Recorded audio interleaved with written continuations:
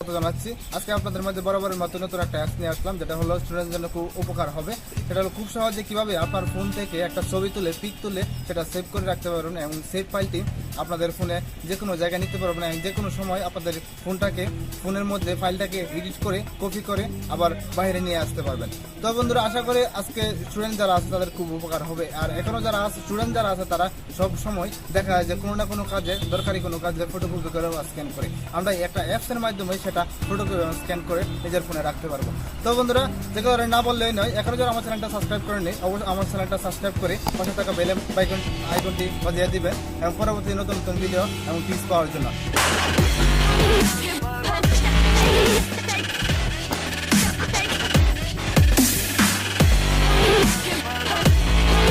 তো বন্ধুরা, অ্যাপসটি ইনস্টল করার জন্য যে বরাবরের মধ্যে আমাদের চলে যেতে হবে গুগল প্লে স্টোরে।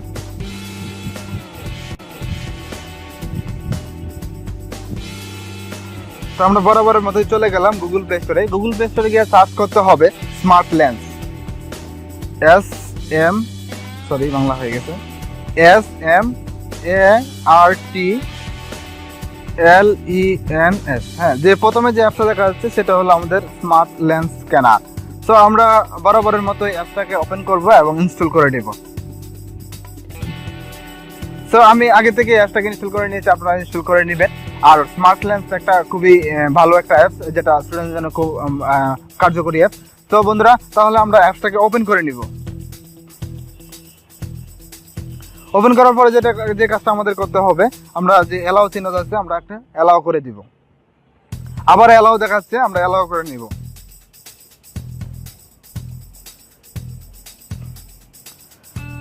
তো বন্ধুরা, এখন আমাদের ওকে দেওয়ার পরে আমাদের সরাসরি ক্যামেরা চলে আসছে। ক্যামেরাটি ওপেন হওয়ার পর আমাদের যে কাজটি করতে হবে, আমরা যে ফাইলটি সেভ করব অথবা যে ডকুমেন্টে আমাদের স্ক্যান করব সেটা আমাদের ফোনের মধ্যে ক্যামেরা নিয়ে আসবো।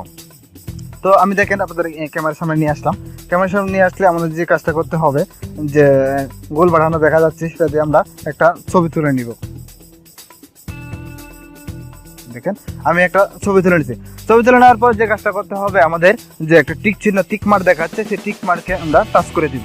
তো ছবিটি আমরা এখন ফাইলে সেভ করে নিলাম। সেভ করার পর যে কাজটা করতে হবে, আমাদের চলে যাব আমাদের মেমোরি ফাইলে যাওয়ার পর আমরা যে কাজটা করব, যে মেমোরি ফাইলে যাওয়ার পরে আমাদের স্মার্ট লেন্স নামে একটা চ্যাপ্টার তৈরি হবে।